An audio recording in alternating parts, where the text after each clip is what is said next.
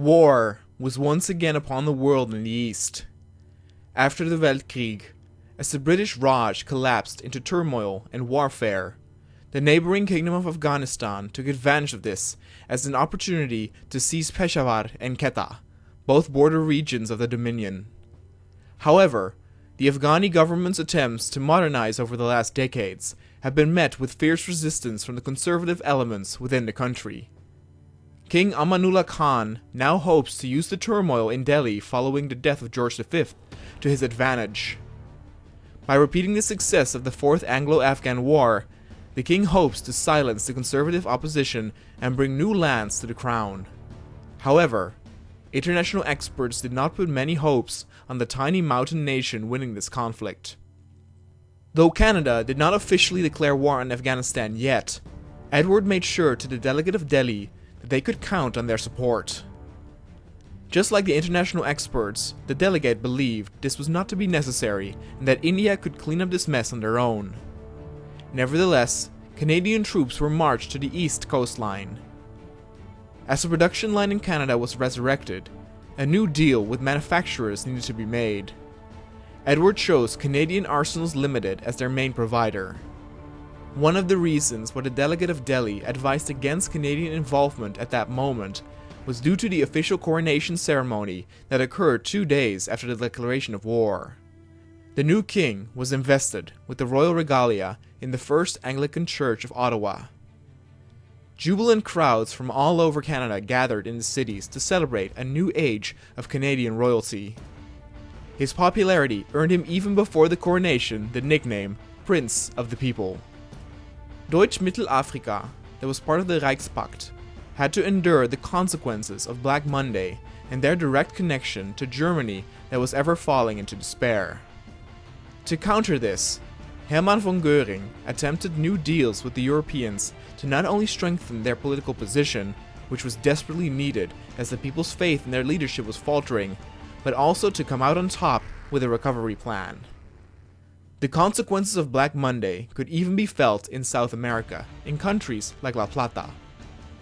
But they were already ahead in their startup of a recovery effort. Canada started to make deals with neighboring USA for steel and with the Netherlands for rubber, as the country lacked both resources for the increased demand of weaponry and equipment. Though combat occurred across the front line between India and Afghanistan, the battles were not of a large scale and resembled short skirmishes. Almost 2 weeks after the official coronation of King Edward was over, Sardinia sent a call to arms request, as the participation of Canada could be enough to make the people of Afghanistan drop to their knees and no further blood need to be spilled over this senseless conflict. Though no preparations for troops to embark were made, the man responsible for the troops in case they were sent out had been decided. It was General Claude Auchinleck. 3 weeks after the coronation, the mood in Canada had switched from pleasant to chaotic. The fact that their faction was still in a war with another country, and the economic downfall due to Black Monday that had not been addressed yet by the government resulted in a lot of demonstrations across Canada. Australasia and the French Republic also made it official that they would get involved with the war, but Afghanistan still continued their fight. At the moment, Australasia was putting a council together specifically for research and technology improvement. This coerced with what the delegates said earlier during the Imperial Conference. Then on the 22nd of February, word got out that the Pope had died. All Christendom mourned the death of Pope Pius XI, who died following a heart attack after having been in declining health for the past several years, something which rapidly worsened following Black Monday. The Holy Father would soon be interred with the rest of his predecessors in the tomb of the popes. Until the next pope could be chosen, the papal state would be ruled by the College of Cardinals in Rome. The succession of His Holiness was made all the more important due to the Catholic Church's role in governing the reborn nation, as well as its vehement opposition to syndicalism, a force which had divided the north of Italy along the river Po and sought to once again reunify the Italian peninsula. As February drew to a close, the war with Afghanistan seemed to waver as well. The forces from Afghanistan only managed to kill 18 Indian soldiers, whereas they lost almost 500. It was, as expected, a very one-sided fight, and it did not last long before a white peace was signed. The reason for this white peace was so that India and Canada could quickly focus on the other pieces of former India that had priority over a country like Afghanistan. It would still take months before action would be taken, but in the meantime, the forces prepared. India did so by expanding its navy.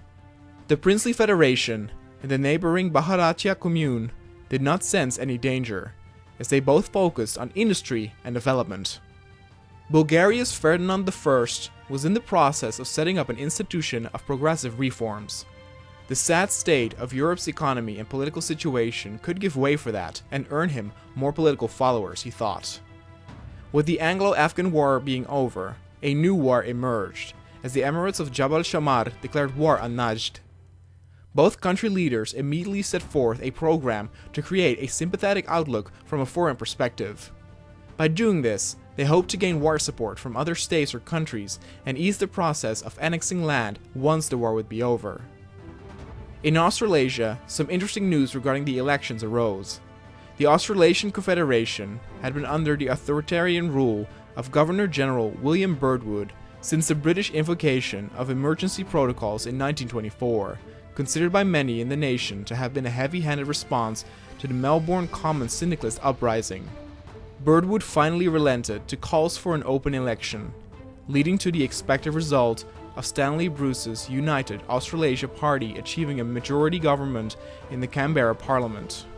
Bruce was expected to have a tough time ahead of him, with labour unrest on the rise, and calls for the revocation of Birdwood's more egregious restrictions on personal liberty.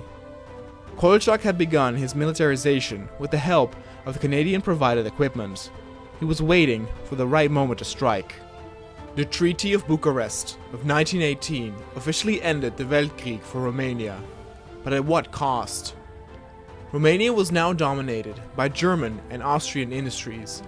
Most of her coastline was annexed by Bulgaria, and the Carpathian Mountains separating Romania from Hungary were put under firm Austro-Hungarian control. The humiliation Romania endured resulted in it devolving into a national populist dictatorship, led by the conjugator Corneliu Codronu. Codronu and his Iron Guard set out to restore Romania to what they say it should have been, a titan of the Balkans. Their first major move was a large-scale military exercise, seemingly in preparation to seize the Carpathians, and perhaps the lands beyond.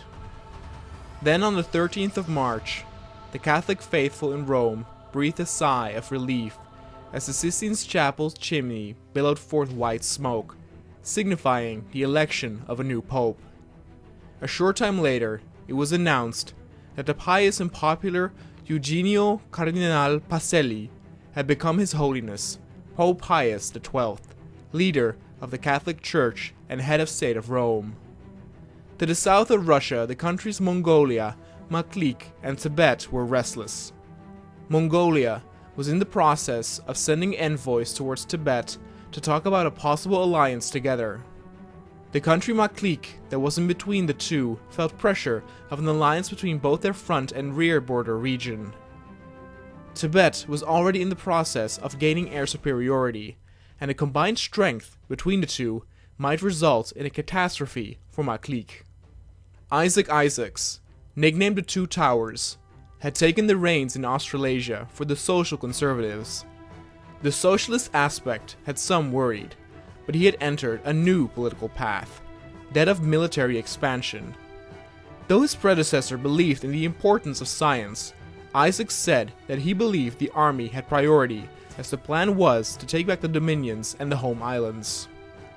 Australasia's army and war effort needed to be top-notch in order to do so. Another country that had to deal with the aftermath of Black Monday was of course the neighboring Netherlands. Immediately after completing the Vlootplan Helvig, Wilhelmina greenlit a giant operation to recover from the economic fall. It would take time, but were this program to succeed, then production efficiency, construction, and factory output should all increase, which would result in better stability. At the end of March, representatives from numerous syndicalist and socialist nations had gathered in Paris, in what might just be a defining moment in the history of the ideologies. The French Commune had invited various countries to the first official gathering of the members of the Third Internationale to discuss political, foreign matters and cooperate on spreading socialism further. The French opened the Internationale with a powerful parade, festivities in Paris, and finally a speech by the chairman of the CSP. Topics like Spain, the United States, and the world economic crisis were at the top priority, and it was expected that France and Britain would take initiative in the gathering. But while this occurred, the French Commune mischievously had another agenda. With country leaders gathered and the International Congress as a deceiving curtain, they hoped to strengthen bonds with the purpose of gaining war support, as the words of hatred coming from the West did not go unnoticed. The first steps to bloodshed had been made.